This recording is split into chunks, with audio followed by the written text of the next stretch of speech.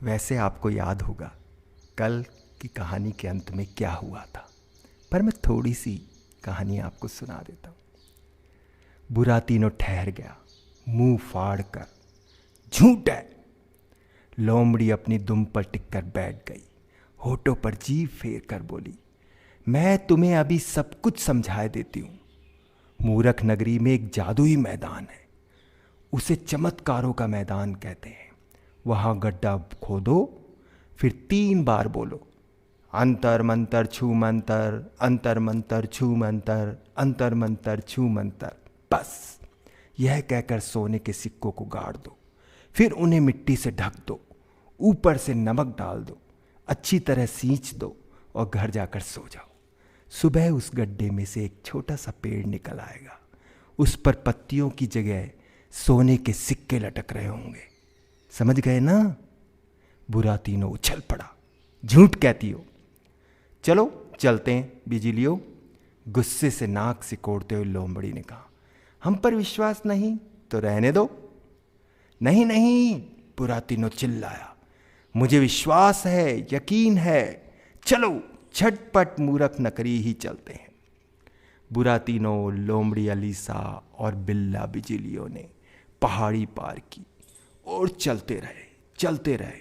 उन्होंने खेत पार किए, अंगूर के बागानों और सनोबरों के झुरमुटों से होकर गुजरे, समुद्र के किनारे पहुँचे, फिर समुद्र तट से वापस मुड़े, फिर से उन्हीं सनोबर के झुरमुटों और अंगूर के बागानों से गुजरे। पहाड़ी पर फैला नगर और उसके ऊपर सूरज कभी दाएं तो कभी बाएं दिखाई दे रहे थे। लोमड़ी अलीसा आह भरते हुए कह रही थी, उफ, मूरख नगरी तक इतनी आसानी से नहीं पहुंचा जा सकता, सारे पंजे घिस जाएंगे। शाम होते होते उन्होंने सड़क किनारे चौरस छतदार एक पुराना सा घर देखा, जिसके दरवाजे पर लकड़ी की एक तख्ती लटक रही थी। तख्ती पर लिखा था, ढाबा 3 मछली। ढाबे का मालिक अपने ग्राहकों के स्वागत में लपक कर बाहर आया, अपनी गंजी खोपड़ी से टोपी उतारी और शिष्टाचार से झुकते हुए उसने अंदर चलने का आग्रह किया। रोटी का एक टुकड़ा ही खाने को मिल जाता तो क्या बात होती, लोमड़ी ने कहा। अरे, सूखी रोटी का टुकड़ा ही मिल गया होता, बिल्ला ने स्वर में स्वर मिलाया। वे ढाबे के अंदर जा पहुंचे, अलाव के नजदीक ही बैठ गए, जहां तरह तरह की खाने की चीजें भूनी और पकाई जा रही थी। लोमड़ी लगातार लार टपकाती, होठ चाटती जा रही थी।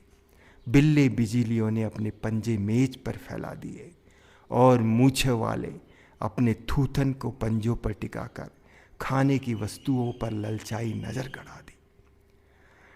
डबल रोटी के 3 टुकड़े इधर भेज दीजिए, बुरातीनो ने ढाबा मालिक से कहा। ढाबा मालिक हक्का बक्का रह गया।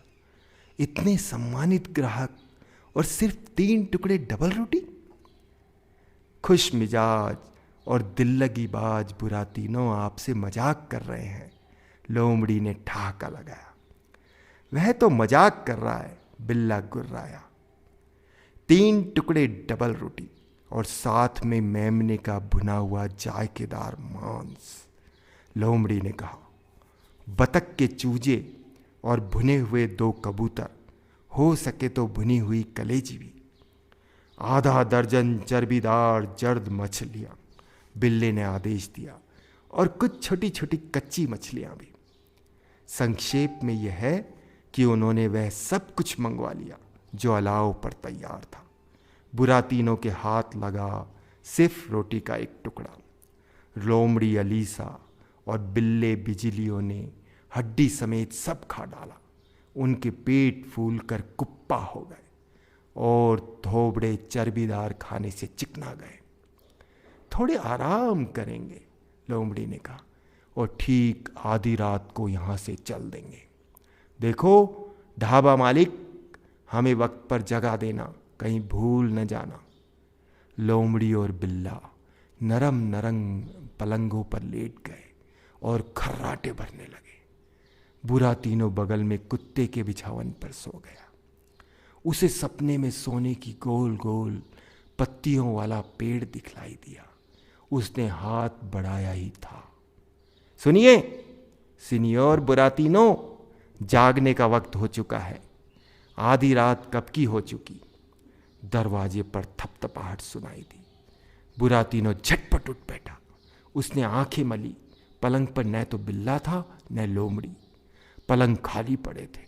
ढाबा मालिक ने उसे बताया, आपके सम्मानित मित्र पहले ही जाग गए थे। कचौड़ियां खाकर ताजा दम हुए और चले गए। मेरे लिए कोई संदेश छोड़ गए हैं क्या? खास तौर से कह गए हैं कि आप सीनियोर बुरातीनो वक्त बर्बाद किए बिना जंगल वाले रास्ते पर तुरंत दौड़ पड़े। बुरातीनो दरवाजे की तरफ लपका ही था कि ढाबा मालिक दोनों हाथ कमर पर टिकाए दहलीज पर खड़ा हो गया।